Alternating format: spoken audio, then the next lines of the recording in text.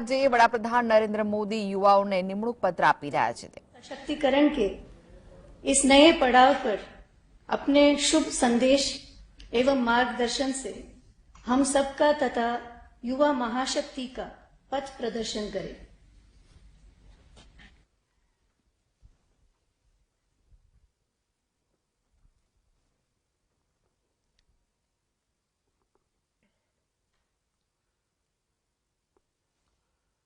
नमस्कार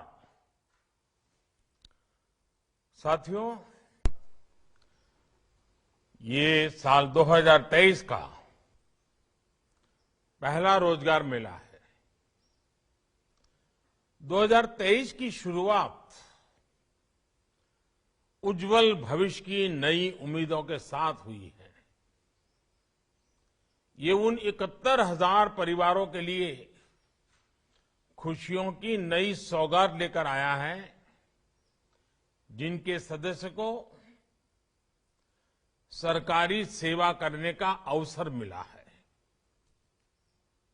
मैं सभी युवाओं और उनके परिवारों को बहुत बहुत बधाई देता हूं।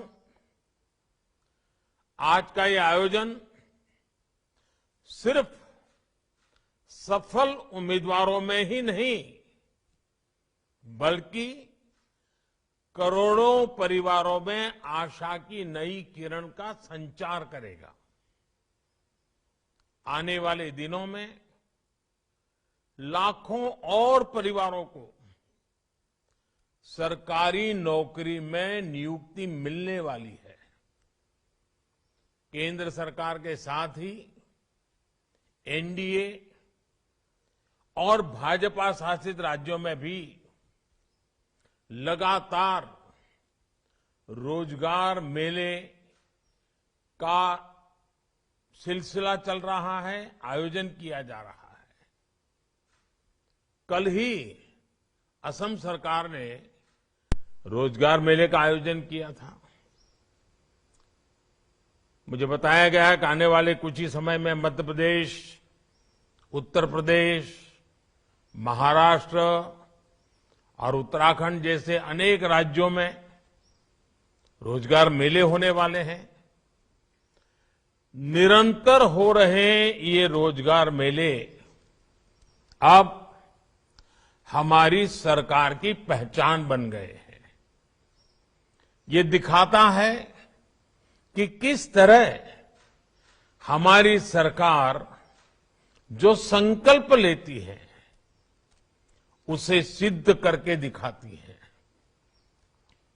आपको याद होगा, पिछले साल धनतेरस के पावन अवसर पर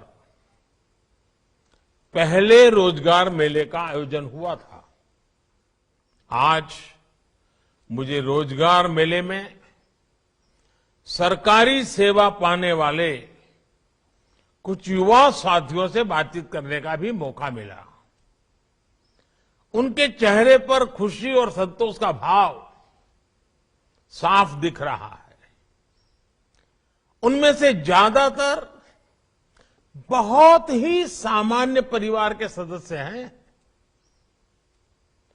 और उनमें कई ऐसे युवा हैं जो पूरे परिवार में पिछली 5 पीढ़ी में सरकारी सेवा, सरकारी नौकरी पाने वाले परिवार के पहले सदस्य हैं। उन्हें खुशी सिर्फ इस बात की नहीं है कि उन्हें सरकारी सेवा करने का, सरकारी नौकरी करने का मौका मिला है। उन्हें इस बात का भी संतोष है कि पारदर्शी और स्पष्ट भर्ती प्रक्रिया होने की वजह से उनकी योग्यता का सम्मान हुआ है। आप सबने भी इस बात को महसूस किया होगा कि भर्ती प्रक्रिया में व्यापक बदलाव हुआ है। केंद्रीय सेवाओं में भर्ती प्रक्रिया पहले की तुलना में ज्यादा स्ट्रीमलाइन और टाइम बाउंड हुई है। साथियों, आज आप भर्ती प्रक्रिया में जिस पारदर्शिता और जिस रफ्तार को देख रहे हैं वो सरकार के हर काम में दिख रहा है। एक समय था जब नियमित तौर पर होने वाले प्रमोशन में भी अलग अलग वजहों से अड़चनें आ जाती थी। हमारी सरकार ने अलग अलग विवादों को निपटारा किया। कोर्ट कचहरी के भी मामले ढेर सारे होते हैं। लंबे समय से रुके हुए प्रमोशनों को बहाल करने की प्रतिबद्धता दिखाई। पारदर्शी तरीके से भर्ती और पदोन्नति युवाओं में भरोसा जगाती है। ये पारदर्शिता उन्हें बेहतर तैयारी के साथ कंपटीशन में उतरने के लिए प्रेरित करती है।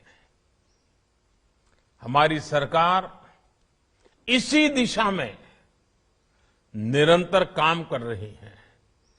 साथियों, आज जिन्हें नियुक्ति पत्र मिला है उनके लिए ये जीवन का एक नया सफर है।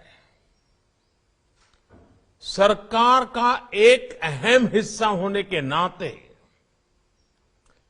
विकसित भारत की यात्रा में आपकी सक्रिय भागीदारी रहेगी, विशेष जिम्मेवारी रहेगी। आप में से ज्यादातर लोग सरकार के प्रतिनिधि के तौर पर सीधे लोगों से जुड़ेंगे। आप में से हर कोई अपने तरीके से लोगों के जीवन को प्रभावित करेगा। आपने सुना होगा, व्यापार कारोबार की दुनिया में कहा जाता है कि कंज्यूमर इज ऑलवेज राइट। वैसे ही शासन व्यवस्था में हमारा मंत्र होना चाहिए, सिटीजन इज ऑलवेज राइट। वही भावना हमारे भीतर की सेवा प्रवृत्ति को और ताकत देती है।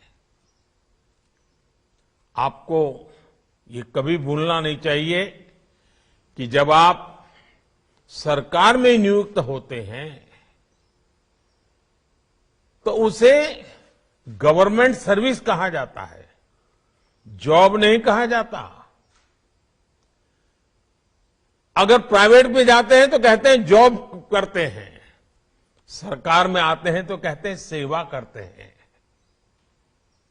अगर आप सेवा भाव को मन में रखकर इन 140 करोड़ मेरे देशवासियों की सेवा करना इतना बड़ा सौभाग्य मिलेगा, जीवन में एक अवसर मिला है और उस भाव से हम काम करेंगे तो इसका लोगों पर सकारात्मक असर पड़ेगा और आपको भी अपने काम में आनंद आएगा। आपने अभी देखा कि सरकारी सेवा पाने वाले कई हमारे कर्मचारी साथी, कर्मयोगी बंधु ऑनलाइन ट्रेनिंग ले रहे हैं। Digital training platform iGOT Karmayogi से उन्हें भविष्य की तैयारी के लिए मदद मिल रही है। ऑफिशियल ट्रेनिंग प्रोग्राम से अलग इस प्लेटफॉर्म पर और भी कई कोर्सेज हैं जो आपकी व्यक्तिगत क्षमता बढ़ाने में, आपके व्यक्तित्व के विकास में, आपकी सोचने की गहराई में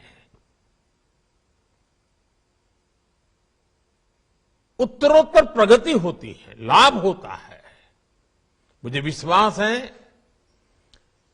कि सेल्फ लर्निंग थ्रू टेक्नोलॉजी ये आज की पीढ़ी को मिला हुआ अवसर है, इसको जाने मत देना। जीवन में लगातार सीखते रहने की ललक ही हम सबको आगे बढ़ाती है। और मैं हमेशा कहता हूं, मैं मेरे भीतर के विद्यार्थी को कभी मरने नहीं देता हूं।